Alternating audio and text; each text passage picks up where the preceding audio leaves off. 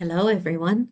Welcome to the Clarity 16.4.1 Feature Supportability Training.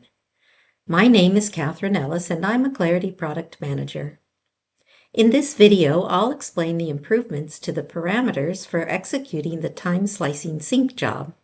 First, it's important to understand what happens after upgrading to Clarity 16.4.1. Due to the changes in the job definition, after the upgrade, the job will not automatically resume the pre-existing schedule. Don't modify the existing scheduled job. After reviewing the new job definition, if the administrator wants to configure the parameters differently than the default settings, it is recommended to delete the existing scheduled job and to create a new scheduled job with the desired parameters. For usability improvement, 3 of the existing parameters, threads, process limit, and time box limit, have been renamed to be intuitive and self-explanatory, reducing configuration complexity. To empower administrators with greater control over how many records are updated for active investments and timesheet entries, 2 new parameters have been added to replace the earliest investment finish date parameter.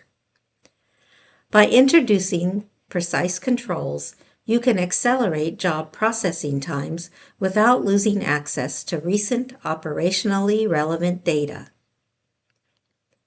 Let's take a look at the job definition side by side for a detailed comparison of what changed. The underlying functionality has not changed for the operation of the job. The following 3 parameters have new label changes to make it easier for the administrator to understand the purpose of the parameters. The threads parameter is a counter to control concurrency for parallel processing. Therefore, the new label indicates the parameter sets the parallel processing thread count. The default is set to 1. For an optimized recommendation, you can set it to 2 or 3. Only increase this value if your database server has ample CPU memory available. While higher threads process data faster, going beyond 3 risks diminishing returns and potential table locking issues. The processing limit has a new label of process number of rows per batch to clearly indicate how many records are processed together for updating and committing the changes to the database. The default is set to 100 rows. For an optimized recommendation, you can set it to 500 rows. Increase to 500 to speed up the processing for large data sets. If you experience out-of-memory errors, table locking, or database timeouts, you can revert to using 100 for this parameter. The time box limit parameter allows greater control and overall scheduling to limit the job runtime. The default is not set, which allows the job to process data based on all other job parameters. The old definition of this parameter required the administrator to enter a number representing milliseconds. With the new label, it is clear now that the administrator can enter a value in minutes, which is easier to use. The maximum runtime minutes parameter prevents the sync job from blocking other critical jobs during business hours. It is recommended not to exceed 8 hours or 480 minutes. Once the job reaches this parameter limit, it will catch any unprocessed data the next scheduled run. As a Clarity administrator, evaluate the amount of data and the use of this job to determine if this parameter is useful in overall scheduling purposes. If using this parameter, we recommend setting the value for 10 to 30 minutes scheduled for frequent intervals, rather than once a day with no runtime maximum. It is also recommended to use this parameter in partnership with the force update field unchecked so that the job only processes flagged records. The forced update and debug log parameter fields have no label change and no functionality change. The force update option will process and slice all records based on other parameters on the job, regardless of individual records flagged for updating. This option should only be used in rare cases when the data is not getting sliced with a regular execution of the job. The debug log option will generate information in the log files.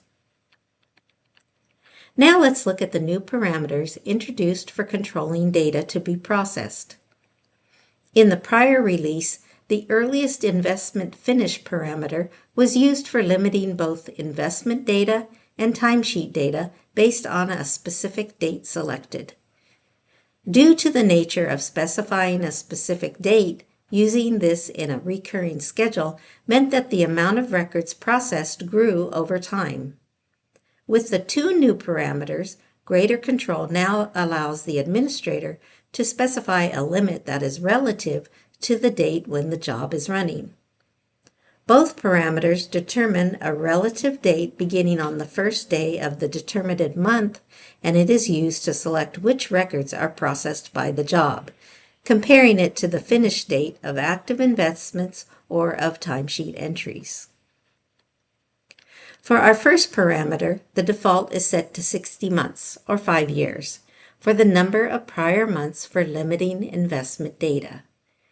This parameter determines the first day of the month specified prior to the current date.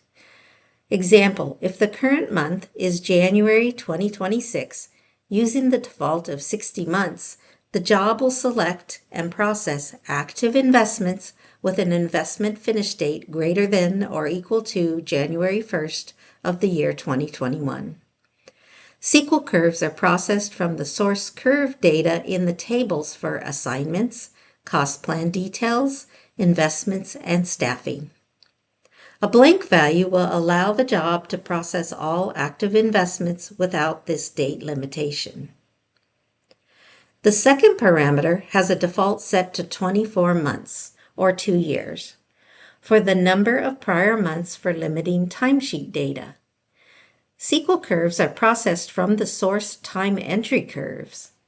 If you set this timesheet data parameter to blank, the job will use the default of 24 months.